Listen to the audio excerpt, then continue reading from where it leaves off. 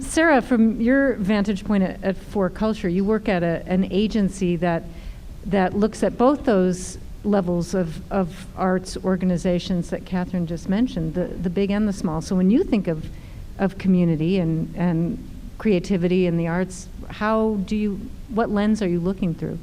Yeah, I think that we at For Culture do look at this holistic approach, and I agree with everything that's been said about the community-driven arts, and I think that the Washington Hall project, which I'm sure I'll talk about more tonight, we've been really trying to take a basis and rooting that project, which is, again, the building is in the Central District, and the communities that are in the Central District, and how that space can help facilitate more activity that benefits that neighborhood and the communities, various communities within that neighborhood. But in the vantage point of For Culture, we think, community is like such a scalable term. It can be like your family community, or, For Culture, the King County community.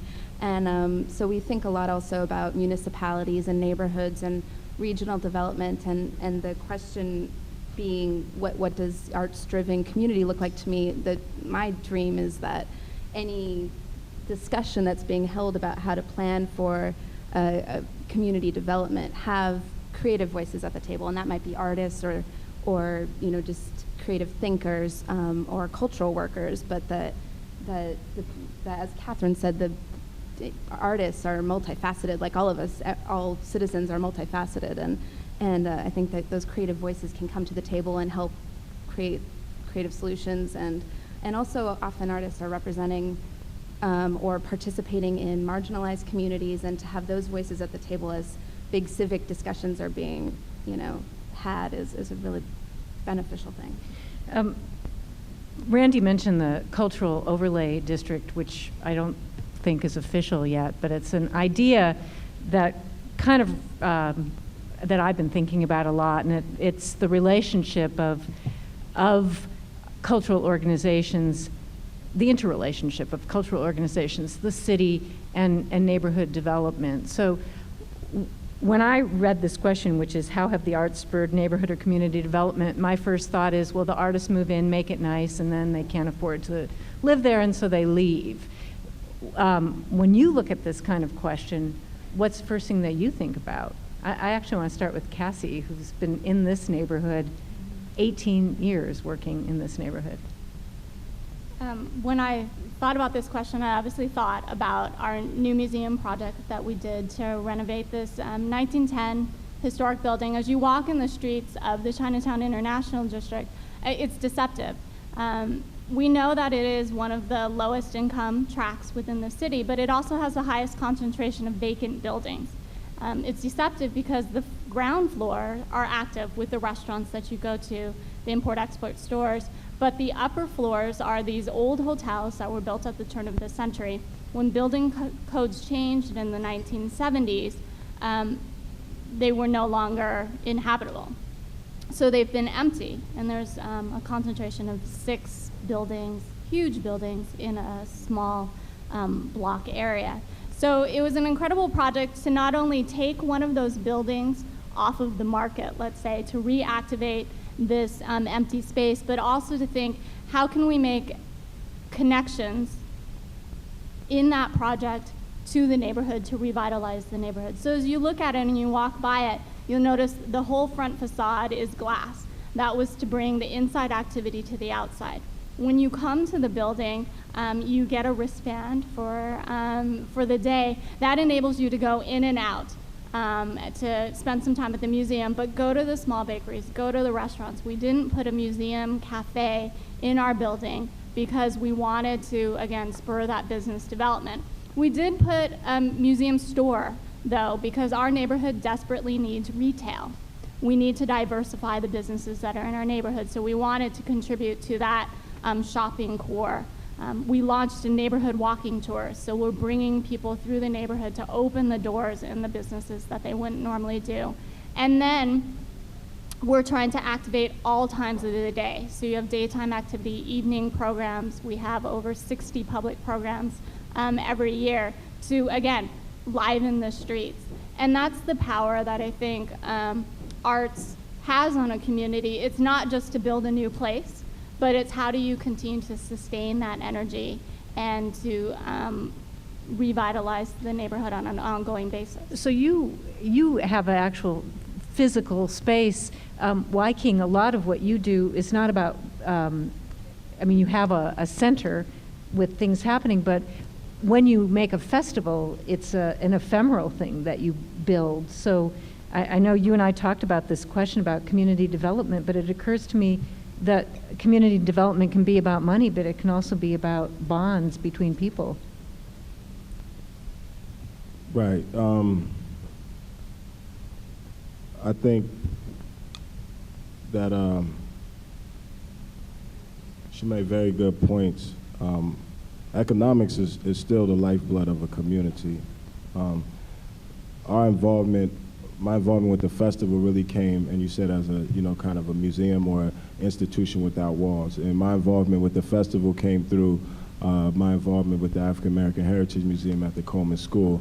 And that was an institution that was founded, to really address and this is what I like about what she was saying, because she was saying they developed an institution in the context of addressing the problems in the community, for whether thinking about needing more retail, thinking about not putting a restaurant because you want to direct, traffic toward the restaurants that are already here, so that was the same type of concept that was established for the African American Heritage Museum at Coleman School, to look at the unique problems that African Americans in Seattle and in North America face based on our experience here, which is unique in that we came and we were deprived and stripped of our culture and our arts and our language and these things. So being, and I look at culture as sort of an immune system of that develops over generations to help you kind of exist and thrive. And so when that being stripped from us, you see more extreme effects of societal problems in our community, whether you're talking about drugs, whether you're talking about violence, all of these things. And so this institution was envisioned and founded before gangs came to Seattle, before crack came to Seattle, because people had saw that if we don't establish a positive culture in our community, then we're very vulnerable, and we know all the things that happen, and gangs and youth violence. It's in the news all the time. So, the festival, it represents bringing people together, bringing businesses together, highlighting the arts, people fellowshipping, people enjoying each other's company, building relationships, which is what makes a community and not just a place where you stay. But you need to reflect that. You have to institutionalize that. That's something that really needs to exist as a place, 365 days a year. And so, yes, events definitely bring people together, and they can start the conversation, but they don't sustain it, and that's where institutions come into play. The culture as an immune system, so it's sort of like an inoculation then if you build the building that's going to keep the immune system going. Yeah, we need an emergency room. Yeah. For our community. That's what The ER. Used to be. Besides providing a space for culture to happen, Randy, Youngstown is not in the kind of neighborhood that Wing Luke is, or Toshiro Kaplan is. It's not in a dense commercial district. So when you think about that question about development, does it tie into what you have done at Youngstown? Well, I think that Youngstown, the thing that is most inspiring about it to me is that it was really an example of authentic community engagement. There was a 7-year process that preceded a single dollar being raised to try to get the input from as many of the 35,000 residents of that neighborhood as possible. And you want to talk about an underserved community. There's no sound transit mitigation dollars. It's Youngstown's neighborhood, Delridge, was under-resourced for a long time, and there's a lot of people who don't have a lot in that part of the city. And I think that what we tried to create in that facility was not just, was to take authentic community engagement and that idea of trying to prevent that artistic displacement and marry them. So it can be a place for authentic self-expression and a place where we can live social justice values to the extent possible each day. And it's the thing that is powerful about that as an agent for community development. Wyking brought up the economic development.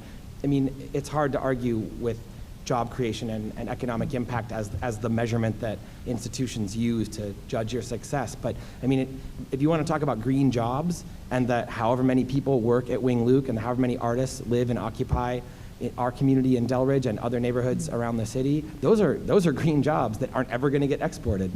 And I just, you know, there's studies from Americans for the Arts that point to a $12.3 million economic impact on the city that the arts has, but it's treated like, what's the term, budget dust? You know, it's not seen as an equal contributor, maybe because it doesn't use the right language, but the reality is the community that I go to work in every day is different forever because of the role of the arts and the role of the culture.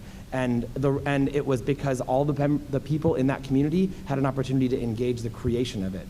And that's what's going to make it last well beyond my time there. Because it's from the ground up. I think so. Sara, part of your job outside of Washington Hall is to help facilitate, for at least another year, the dispensing of dollars for the arts. And by the way, I'm talking about the legislature, so if you like for culture money, you might want to talk to your legislator this year, because it's going to sunset in 2012. Okay, but that's my plug. But in terms of development, how do you view the role of arts and culture on building communities? Do you guys think on that level? Yeah.